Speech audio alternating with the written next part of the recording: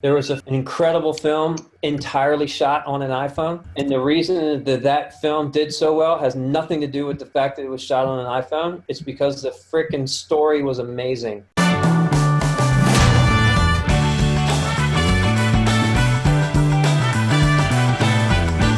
Today's going to be all about dissecting some of the most profitable viral videos of all time and the structure and all that. So Sterling, thanks for coming on, and I appreciate you agreeing to do this. Sterling was a comedy writer in Hollywood for 14, how many years? I don't want to miss. Longer than that, yeah. Yeah, over 15 years writing comedy for shows that we have heard of. A lot of you guys have heard of. Okay, so that's a long time. Like this is not some guy that's just hung out in Hollywood for a year or two and was trying to get gigs while he was bartending. Like he was down there for 15 years. Okay. He doesn't talk about it a lot because I think he got so burnt out from the environment down there. And so he wanted to get out of there. So he actually doesn't talk about the Hollywood stuff much. I don't think he likes to. I think it kind of brings him back to a dark place. That's just, some of the small conversations that you and I have had. And so this is something where I'm excited about too, because he's going to be talking about some of that important elements that he learned over hundreds and thousands of hours learning how to write comedy, guys. This is stuff that you don't just learn overnight. And so plus now Sterling being an expert and having, millions of dollars under your belt and managing client Facebook ad campaigns and having a deep, high level understanding of the algorithm and what works and the longer form stuff, shorter form stuff. And so really being able to merge those two, I think is a pretty cool thing, because I've seen some of the recent viral videos that have been launched lately too, that have bombed. And I think because they're so sort of in that sort of hardcore formula that sometimes they forget about the algorithm and stuff like that. And so you want to just, I think what you're going to learn today is going to be pretty awesome. And so next week, what we're going to do. It's cool. We talked about this for a long time. So it's fun to finally kick my ass into gear and actually get it done. I know. Yeah, I just want to say a couple of things. So thanks for the intro, Keith. One of the things that you learn about, and then when you do anything with any kind of story or movie, television show, any form of story, you have to first learn the structure, how to properly structure something. And we'll get into this more in the actual presentation, but the comedy elements are the last thing to be layered in. And a lot of people think you have to lead with the funny, and that will completely screw everything up. You have to first get all of your structural points in line. And like I said, we'll go deeper into that, but I do think that anybody will be able to very clearly see what the Harmon Brothers structure is at the end of today. Comedy is a whole nother thing, you have to, and we'll talk about that. But again, the most vital element is the structure. And I think that's what Keith's talking about. If you can identify that and nail that down for your product, your service, or your client's products or service, you are going to learn a lot today. Today, we're going to reverse engineer a viral video for Facebook so you can make billions of dollars for your brand. Who the heck am I? So I've written and/or produced projects for Comedy Central, New Line, HBO, NBC, ABC, Crackle, Skydance. I've written jokes for Bill Maher, Roseanne Barr, Sarah Silverman, and a bunch of other people that you've probably heard of. My digital background, like he said, I've been doing Facebook ads for a little over 4 years. And Keith and I have very similar brains. I think it's why we like Facebook ads so much, because you can use the left and right side of the brain. You get to be creative, and I use my math nerd skills. Digging into the data, I love that. Yep. Like Keith said, I got certified through DMW a couple of years ago. Started my own agency immediately after that. I took my first client from 2 to 3 million in 1 year at an average of 6 times ROAS. She'd been stuck at 2 million for 14 years in business, and we got her up to 3. And I'm dead serious, completely due to Keith and the certification program. I manage anywhere from 150 to 250 a month in ad spend across various niches. I enjoy long walks on the beach, Netflix and chilling, and making fun of people who don't know the difference between your and your. Viral videos, I think I alluded to this, are all about story and structure first and comedy last. We'll get into that more in a minute. As Keith has said over and over and over again, a good video and a viral video do two main things. They simultaneously, they brand your company as well as sell your product or service. So all of the Harmon Brothers videos follow the exact same format. Why? So let's check out one of their biggest ads and see if you can pick out the elements in the story, AKA the structure, and then I will go down and break those down in order that we look at them, but just so we're all on the same page and have context. Creamy poop of a mystic unicorn. Totally clean, totally cool, and soft served straight from a sphincter. That looks like a different chat. That's Google or something. Yeah, you get it, pooping. Oh no, that's just what it looks like now, huh? You do. That's because when you sit on a porcelain throne, this muscle gets a kink in the hose and stops the Ben and Jerry's from sliding out smoothly. Is that a problem? I don't know. Are hemorrhoids a problem? Because sitting at this angle can cause hemorrhoids, bloating, constipation, and a buttload of other crap. And seriously, unicorn hemorrhoids? The glitter gets everywhere. But what happens when you go from a sit to a squat? Voila, this muscle relaxes and that kink goes away faster than Pegasus laying sweet sherbet dookie. Now your colon's open and ready for battle. That's because our bodies were made to poop in a squat, and now there's a product that lets you squat in your own home. Introducing the Squatty Potty. No, Squatty Potty is not a joke. And yes, it will give you the best poop of your life, guaranteed. I don't just mean you bloated lords and hemorrhoidal ladies. I mean everyone. Kink, unkink. Kink, unkink. So money. Simple science, really. Can't get the last scoop out of the carton. With the Squatty Potty, you get complete elimination. Spend too much time on the chamber pot. The Squatty Potty makes you go twice as fast for your money back. I scream, you scream, and plop, plop, baby. Maybe you're sore from squeezing out solid globs of rocky road. The Squatty Potty gives you a smooth stream of froyo that glides like a virgin swan. Plus, when you're done, it tucks neatly out of sight, thanks to its innovative, patented design. Truly a footstool fit for a constipated king. So if you're a human being who poops from your butt, click here to order your Squatty Potty today at squattypotty.com. But it years ago. And if you don't trust the prince, how about your doctor? Shark Tank, HuffPost, NPR, Men's Health, Howard Stern. He poops from his butt. They're all crazy about the Squatty Potty. Not to mention the 2,000 Amazon users who gave the Squatty Potty 5 stars, including the author of this moving haiku. Oh, Squatty Potty, you fill me with endless joy, yet leave me empty. So order your Squatty Potty today. I'm not saying it will make your poop as soft as this cookies and cream, but I'm not saying it won't. Squatty Potty, the stool for better stool. Pooping will never be the same. And neither will ice cream. You, very good. Is that delicious? Is that the best thing you've ever had in your life? There you are. Poop, never not funny. Yeah, definitely have an advantage when you're selling something like that, but still. Yeah. But to get super specific, so I'm sure a lot of people, even myself at first, first off, you see an ad like that, you're laughing your butt off.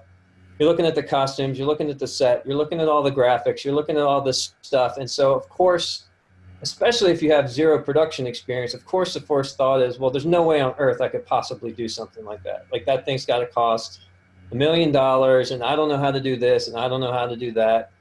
So I just want to peel all of that stuff back because again, it just goes to some super basic elements structurally. And if you get that structure right, you can add all of those things on and actually make a video like this for yourself that's not going to cost hundreds of thousands of dollars. So I just want to, as best I can, just let people know that like you can do your version of this. It's completely doable once you know what the skeleton of it is.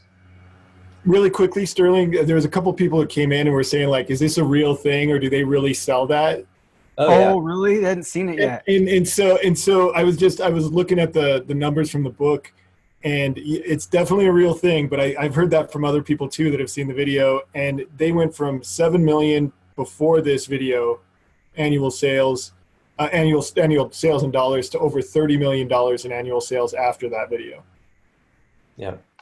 So did they go on the infomercial? I think they went on Shark Tank before this, right? Or after? I can't remember. I think it was after. After. I think it was after. Got them on it.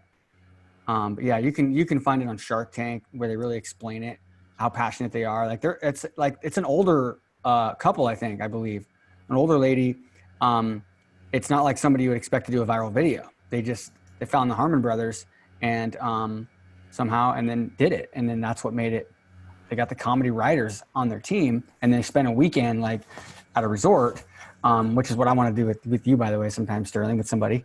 Come out here to the creative cabin for a day and a half and write out a script. That's what they did. They take like a day or 2 days, just up in the mountain somewhere in a cabin, and then work with the founders to write up a script, and then turn it into a video later. So, And I'm sure they met at that point.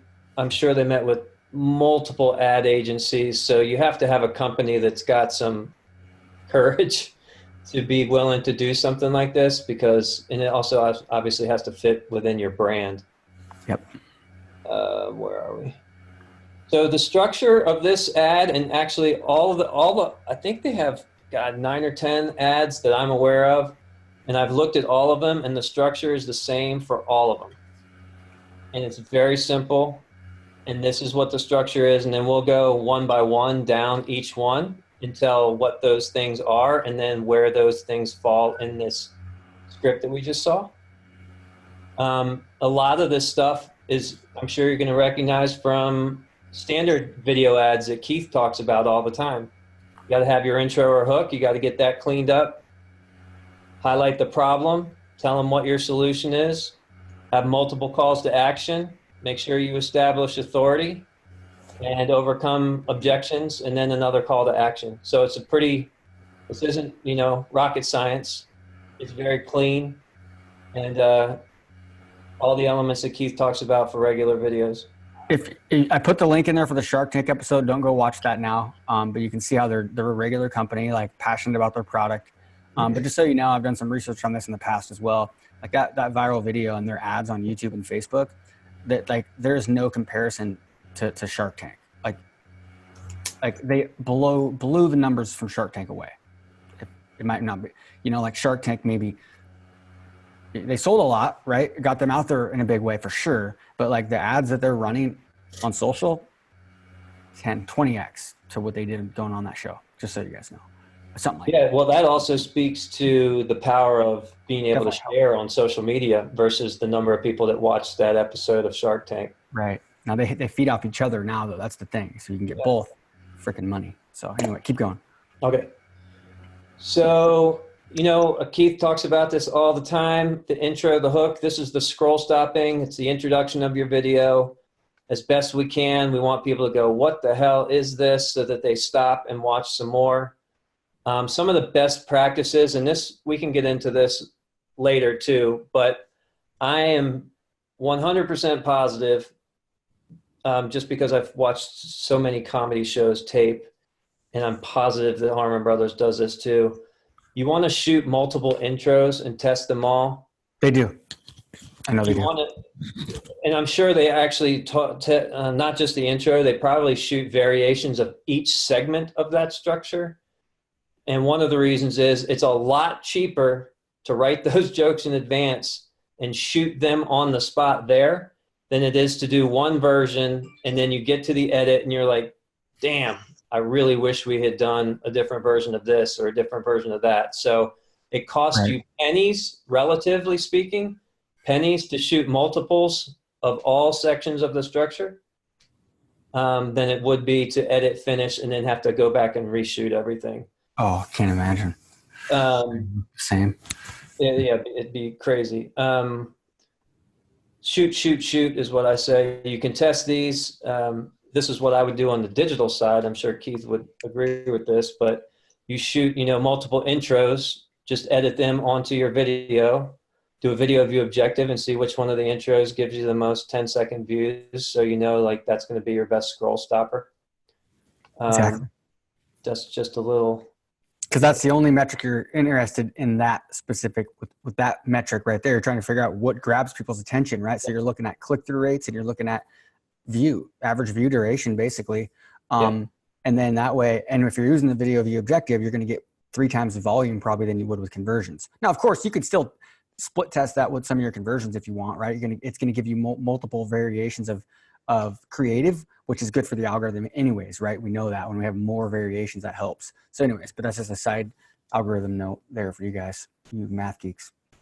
So what I went through and did, so I talk, and I'll go through each section as you see here: hook, problem, solution, CTA, authority, CTA2, outro. So I've broken those down individually. I'll explain what they are in the first card, and in the second card, I've just transcribed the actual copy from the video ad. And the reason that you'll see some stuff in white font and some in black is I really want to show you how clean, clear, and simple the actual elements of the structure are, and then how much are jokes. And you're going to see that the structure is actually smaller than the jokes. There's a lot more white font jokes than there are lines of what you're actually putting together in the structure. So this is where your ice cream comes from: the creamy poop of a mystic unicorn, totally clean, totally cool, and soft serve straight from a sphincter. You're like, wait, what the hell is going on? They're good at pooping. Hook, but you know who sucks at pooping? You do. And people, and then the light bulbs go off. Well, I do suck at pooping. So I think this is a big, let me know if you agree, but this is a big unaware audience. Like, I didn't know I could poop better. So I think that's a really strong opening hook, but you know who sucks at pooping? You do. Next thing they go to, problem. If you miss the biggest problem people have, you've missed everything. Make sure you get clear on the problem that you're solving. The number one thing your prospects need help with. When your problem is crystal clear, it is much easier to offer them a solution. You can test different jokes when you state the problem, but you wouldn't test different problems. Just raising hands, do people get that? The problem needs to be nailed down. So you want to clarify what the biggest problem your prospects have are, and then how you state that problem can be written countless different ways using different jokes. Does that make sense? Yeah. And then with Squatty Potty, so what was their problem? Or is that your next slide? Yeah. Okay. So the problem is, again, the specifics of the problem are in black. That's because when you sit on the porcelain throne, the muscle put a kink in the hose and stops the Ben and Jerry's from sliding out smoothly. So because you sit on the porcelain throne and stops the Ben and Jerry's from sliding out smoothly, those are ways to comedically frame the problem, which is the muscle put a kink in the hose. Well, it's doing two things. It's actually bringing a metaphor in too, right? A simple a clear visual metaphor, and bring comedy in. I think what it does here is actually the metaphor. This part, the metaphoric impact, is actually even greater than the comedic. Does that make sense? Yeah. And because it's just so clear, it's kink in the hose. So okay, keep going.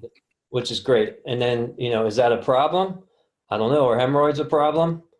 Sitting at this angle can cause hemorrhoids, bloating, constipation, and a buttload of other crap. So that's black. That's like a very direct statement of the problem. More jokes. And seriously, unicorn hemorrhoids, the glitter gets everywhere. More about the problem. But what happens when you go from a sit to a squat? Voila, the muscle relaxes and the kink goes away.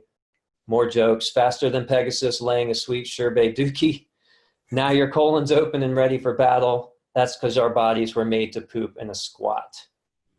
So just before we continue, I want to make sure everybody's understanding the simplicity of the problem and how there are jokes and metaphors wrapped around it. But you have to get the black font part dialed in first before you even think of the white joke part. Okay, so this is one thing I want to talk about, just so you got a taste of how much white there is here and how many jokes there are. I just wanted to talk about shooting alternatives. I know I mentioned it a little bit before. People don't know that comedy shows will write hundreds of variations of joke in a script, and I mean literally hundreds. So they'll work on, like a standard sitcom, they'll work on for 5 days. So actually, technically longer than that. At the beginning of the work season, they will sit and break what that entire season will look like. Like what are all the stories that are going to happen? So in the beginning, this woman is going to fall in love with this guy, and by the end of the series, she's going to have a proposal. So they structure out what each episode's going to look like, and then they go into each episode and say, okay, this is the basic thing that's going to happen that ultimately leads to that proposal. And then week by week, they'll work on one script. And what people don't understand or know is that writers' rooms, writers that are hired to work on comedy scripts are hired for one of two things. Either they're really good at breaking story, or they're really good joke writers. And the way that a comedy room works is they will sit in there, and just one group who's really good at story will essentially write a version of the script that's all the black font, so like this. So all the things that are actually having to happen in the story. Oh, so that black and white that you're taking that's how you guys would do it? No. So I just did this, doing this for us. Okay. Visual clarity. No. Okay. Perfect. And so once they feel like they have the story locked, it will go into another room, and people will just write jokes around everything that's happening in the script. That joke writing process happens, and then they'll read it together as a group, and then they'll go, oh, this part of the story doesn't work. And then after that, they'll sort of as a team say, well, this scene needs to go here, etc. But my point is, structure's always first, jokes are always second. There's hundreds of variations on every joke in the script every day of the week. So most sitcoms would shoot on Fridays because they'd give them the whole week to work on the script. So you'd see a one-line joke that's probably had 20 variations all week, because you're always trying to think of something better. And then when they film it, the actor will say the line, and it'll either fly like they pictured in their head, or it won't. And all the writers are on set constantly handing the actor joke after joke. So they will sometimes shoot an entire scene, and when they get to the joke line, they'll have them do 10 variations of that joke and put those all on film. And then, with a live audience, obviously, whichever one gets the biggest laugh, they just circle that one. Okay, that's the joke that's going to go into the final edit. So the live audience, so like give us an example of like a comedy show that's like live now or in the last like 15 years or so. Like how many writers would they have? How would it kind of go? Like, so. It depends. Well, like classic sitcoms in their heyday, I was working on, before the new reboot of Roseanne, I was working on a pilot with Roseanne and John Goodman. And there were 14 of us in the room, and all of us would be on the floor during the taping. And then Roseanne would always have her 2 cents of what jokes she wanted in there. So, but it depends on how long the show's been on and how much money they have. Right. Of course, if it's a brand new show and it's not like some big director and producer team coming to the play, they probably have a couple, 2 or 3. They probably have. I'd like, my buddy sold a show, and they would only allow him and his partner, co-writers. They only had 2 other writers, so there was only 4 of them. But if you look at a show like the last few seasons of what's that show with the Two and a Half Men? There's up to Modern Family. 22 writers who are regularly employed, and sometimes they'll hire additional joke writers just to come in. On Two and a Half Men? On a show like that's been around for a long right. time, and it's like it has been a big hit for a long time. Okay. So then you go to so basically the studio audience, that's when they actually shoot the show for TV. So if you're in the studio audience, you get, like, if there's a joke that they want to test out like 5 variations, that's when they're doing it. Yes. Right? Okay. But and I think some of the shows that aren't in front of us, there's fewer and fewer shows shot in front of a live studio audience. Right. because it costs more money. But then you're kind of shooting blanks, and it's like, okay, well, we're going to do the ones that all of us here think are the most funny, but it doesn't necessarily mean it would have been the most funny in front of an audience either. That's a Right. whole nother discussion. It's just the world we're in today. They have to do more volume. You have more chances, right? Back then, it's like, yeah, you got a lot of money. So if you get a deal like that, typically you got some room to work with. You got some runway because you got a studio deal. And so Yeah. you've got a season maybe under your belt. But today you can just shoot a lot and test different things, but you don't get as much reaction. So it's interesting. Okay. Yeah, Which so is you're more like what we're doing. basically, then you put a lot of stock, and this is another thing people don't realize, that the comedy a lot of times is really done in the editing, like the timing of the cuts and what you're cutting to. So that's how stuff like Modern Family is so funny. Obviously the actors are funny and the writing's funny, but it's about, when they pan over and you see somebody's reaction or whatever. So there's editing creates a whole nother level of comedy that we can get into too. Okay. And so I'm interested in that. Say that part again. They pan over to the editors. No. Sorry. So somebody on Modern Family says something really stupid. Whatever the husband guy's name is, he says something really stupid, and that's one part of the funny. But then when they cut to the wife's reaction of just how stupid she thinks he is, Okay. another part of the funny. Right. So there's like a rhythm to the editing and what you see and how funny it ultimately becomes. Right.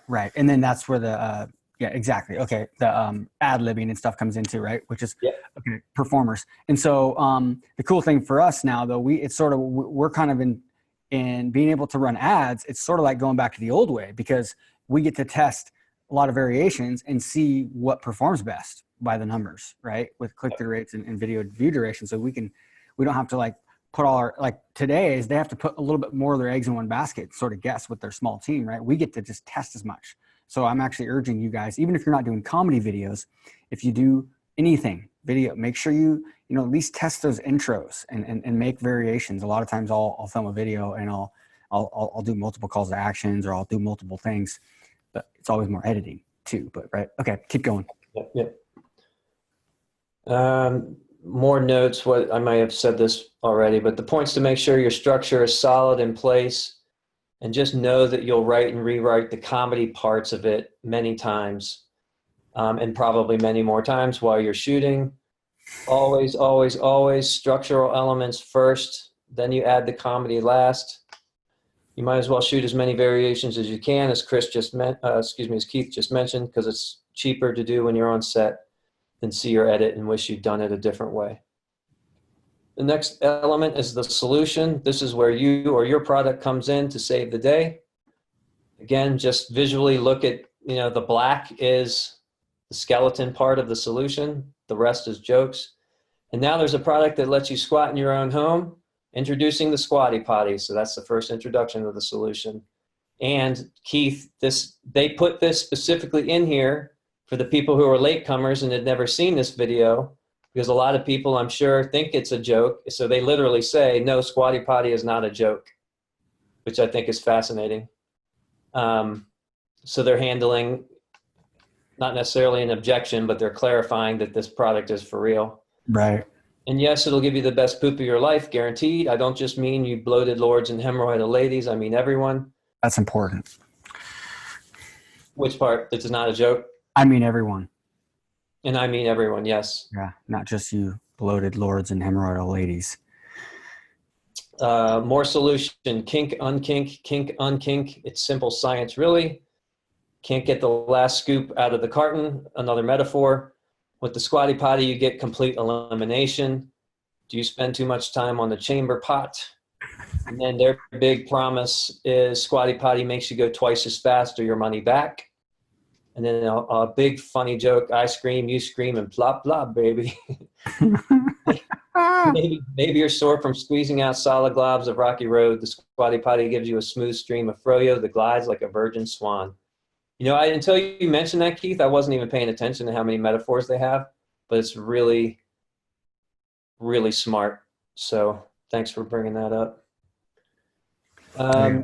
Next thing is handling objections, exactly what it sounds like. In this video, what objection are they overcoming? What are the reasons someone wouldn't buy your product, and address them here. In this case, they're only overcoming one objection. You might have a few, but I would always start with the biggest first. Again, objection, whoops. Plus, when you're done, it tucks neatly out of sight thanks to its innovative patented design. So I am assuming that whether people were printed on previous videos or on their blog or whatever, that they go, well, I don't want this big hunk of plastic just sitting around in my bathroom. I don't know that to be true, but I'm inferring that from how they handled that objection. In one of their other videos, Sterling, that it says, well, you could just use a pile of books, but, so I think it might be addressing the objection that, hey, it is really just like a step. Yeah, I think for sure, because that's a big one. People are like, oh, it's just an expensive box or pile of books. Mm-hmm. Yeah. Interesting. Okay, that's good. That makes sense. Well, it's it's definitely an objection handling. Truly a footstool fit for a constipated king. This is your first call to action. Tell people what you do to get your product. There'll be people who are ready to buy now, so you might as well send them over to your sales page or your opt-in page. Keith talks about that in all of his long-form videos, to give multiple calls to action, because you just never know. Like, you don't want somebody to have to sit through the entire thing to figure out what to do. Let them know early and often. So if you're a human being who poops from your butt, which again is obviously a funny joke, but it's also saying everyone can benefit from this. Right. Click here to order your Squatty Potty today at squattypotty.com. You'll wish you tried it years ago. Then they go into their credibility. This is where you brag about your product.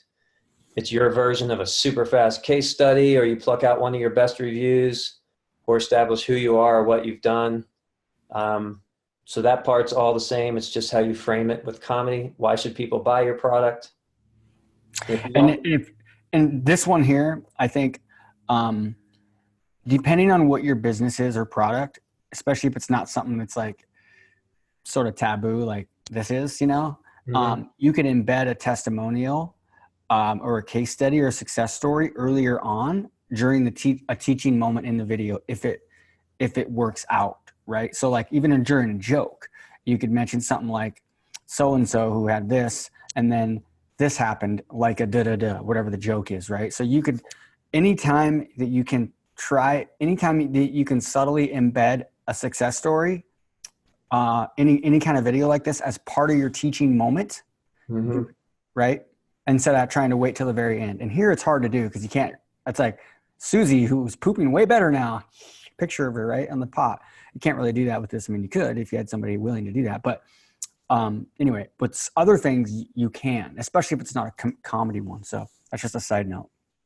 Yeah, and I was going over this presentation earlier, and I was thinking about how this just nails every element of the Edie formula. Obviously, they're educating, demonstrating, even though they're using a unicorn,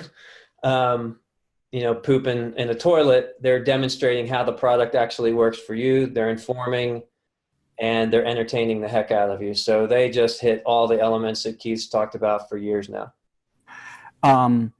Using the unicorn for demonstrating, Sterling, I think is super clever, right? Because like, I'm no anatomist or whatever, but I bet that muscle doesn't exactly look like that. But you can like get away with more license to sort of demonstrate what the way it works rather than exactly how it works, because they're using the unicorn. It's like total another level. That is, it's kind of like everyone can understand that, but it's probably got some poetic license from what the actual anatomy looks like, Yeah, and I also assume, like, one of the reasons the comedy of this, like a whole nother layer of comedy for this particular ad, you're talking about poop, you're talking about something that's taboo. Like, what's the most ridiculous, like, who would be the least likely person to talk about shit? Royalty. So they get a guy dressed up like a prince who's supposed to be Prince Charming, and the last thing, he's supposed to be whispering sweet nothings and saving damsels in distress, not talking about shit.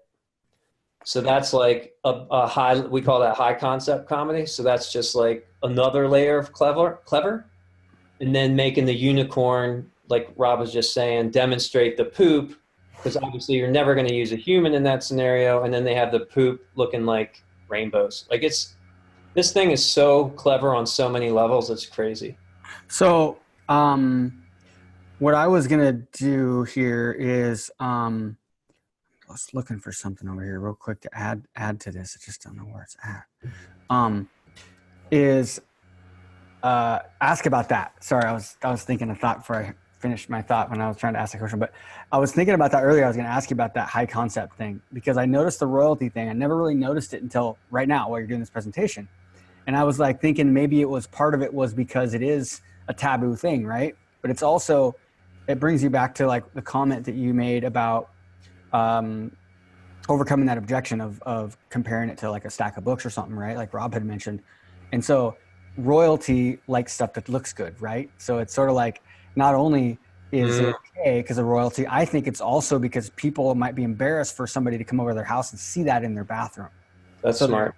They're sort of like positioning it as royalty, like only, people like that do this, and it's a subconscious thing. I think that's part of it too. And it goes right back to a core emotion that is probably the most important emotion when it comes to copywriting and persuasion is people care what status is like number one, right? It always ends up coming back down to status when it comes to like the emotion that you want them to portray. People care, much as we like it or not, right? What other people think about, right? And that status. And I think it kind of goes back to that, to be honest with you. Yeah, 100% agree with everything that you said there. So credibility, again, the specifics of credibility are, if you don't trust a prince, how about your doctor? Shark Tank, all the legit stuff, and then he poops from his butt, obviously a joke. They're all crazy about the Squatty Potty, not to mention the 2,000 Amazon users who gave the Squatty Potty 5 stars. And then I think one of their best jokes is having the unicorn read a haiku. Oh, Squatty Potty, fill me with endless joy, yet leave me empty. It's pretty genius. Then they have their second call to action. Tell people where to get your product. Again, because some people might be so enthralled with your product and what it can do, they're in a blind stupor and didn't hear you the first time.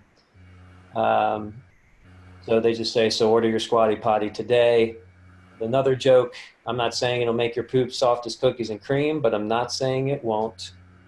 Then they do this on all of their videos, which I think is interesting, which is an outro. So basically, most videos that we would do that aren't comedy or viral like this end after the second or whatever the last call to action is.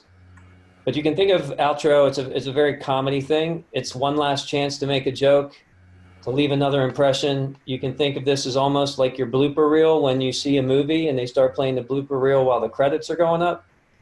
In commercials, we call it the tag or the button. It's just something comedic to button up your entire story.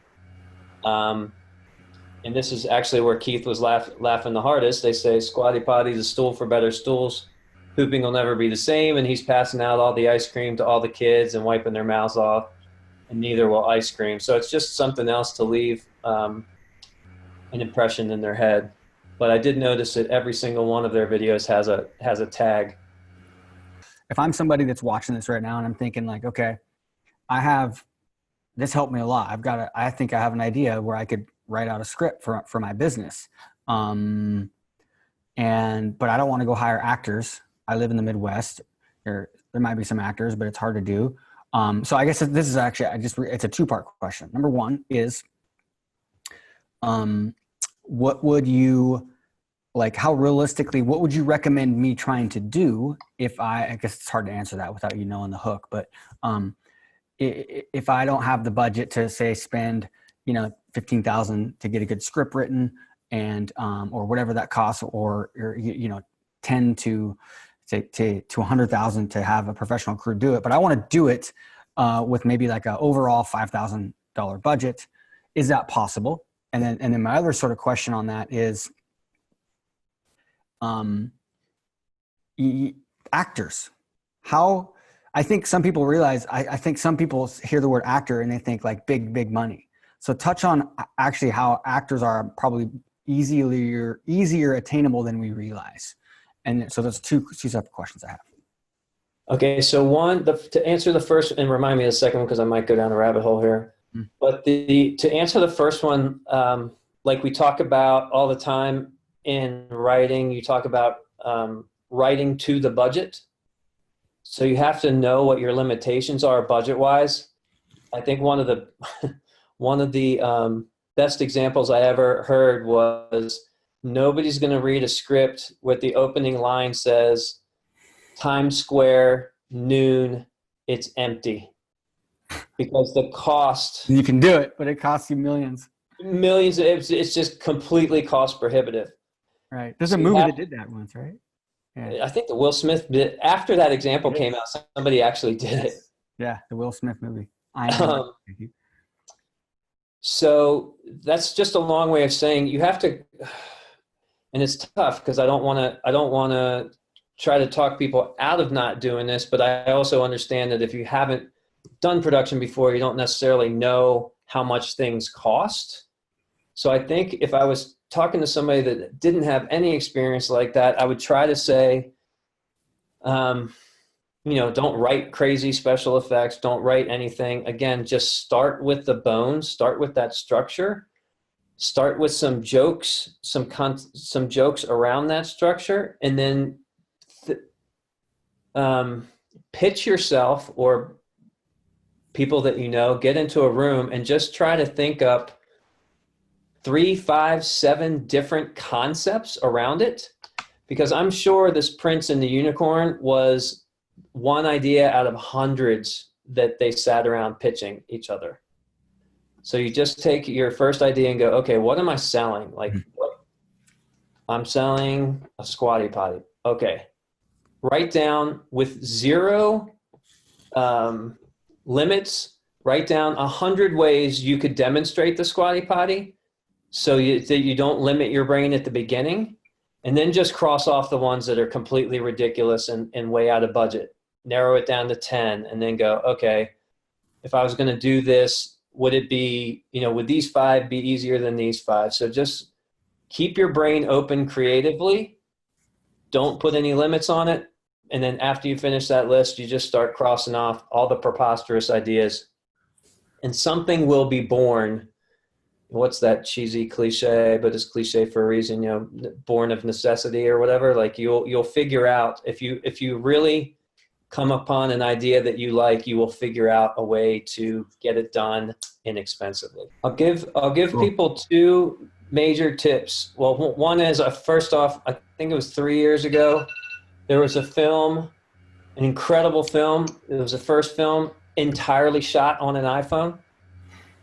And the reason that film did so well has nothing to do with the fact that it was shot on an iPhone. It's because the freaking story was amazing. So it all goes back to the structure and the story and the concept. After that, pardon my French, you freaking figure it out. And the second thing is, the reason that a movie or anything will look cheap, the number one reason something comes across as cheap and you can't put your finger on it is because there's sound. So above all else, make sure that your sound is on point, and you could shoot the thing with the original iPhone in standard def, and people aren't going to be paying attention to the visuals nearly as much as they'll notice the sound, and there's something subconscious that people go, this is cheap. Yeah, it's super interesting. I saw the YouTube. I forget who the guy is, but I know who you're referring to. I think, and there might be more now that have filmed a whole video on the iPhone, just to sort of for a few different reasons why. But okay, so good. I like it. That helps. Now, what about actors? If I wanted to hire some actors locally or wherever I was, how does that work? Here's the secret is that people who like acting. So you can probably get them for a lot less money than you'd expect. might even be able to work. I mean, it's like anything. You can get have an audition. First off, if you post, I don't care what city you live in, that you're having auditions and looking for such and such, there are people in your town who have been or want to be actors who will show up at your audition, period. I hate to say it because I was one for a long time. It's a very desperate profession, and people will do a lot of crazy stuff for little to no money. I'm not saying not to pay them. I'm just saying that it's not like you're not going to hire, Brad Pitt. So, and that's a gut feel thing. And I'm sure some people who own their companies, they want to be the actor, and they're probably terrible, but they want to put their face on it. So that's probably an entire discussion around that, not in the last 3 minutes, but Samuel wants Matt Damon. I thought actors like to act, right? You should be able to get actors love to act, and especially if they can see the humor in it and they understand the humor. Like, there's nothing better to me than doing something that I'm like, oh man, I could make that funny. The guy that played the prince was actually a film student, and none of his friends knew that he did it, so they all were giving him a hard time that he looked like the guy in the Squatty Potty videos. That's hilarious. He's like, dude, that is me. And they're like, no, it's not. And so they just went to like the local film school and put up some flyers and got him. Yeah, if you're not in New York, LA, Austin, Miami, what have you, I mean, you could post online. Almost every city. I mean, I'm in Asheville, it's a really small city. There's a Facebook group just for actors and performers. You can post in Facebook groups, Craigslist, local paper. I mean, there's just Google the acting school closest to you. Like, that would get around that school really quickly. So you might find a YouTuber or something that wants to get, that would be a good fit locally too. It's like not a huge subscriber base yet, but there's lots of ways to go. Okay. Yeah. Hey, I want to say one more thing to I think this will possibly help people wrap their minds around some of the comedy aspects. Like, you don't have to sit down with the intention of hitting this grand slam, hilarious, high concept, this, that, and the other thing. Like I said, the most important elements are making sure the structure, and you have the ED in there. You can do very subtle layers of comedy in there, because it's really going to be dependent on the product and the brand. Because there are some companies that aren't going to want to have this hilarious, knockdown, hilarious thing. They want to keep their voice on point. But that doesn't mean you still can't make it clever and humorous, but it's not going to have, poop jokes or a kid jumping off a roof. So I want to sort of temper people's context for what's possible with comedy. Comedy has a very wide swath.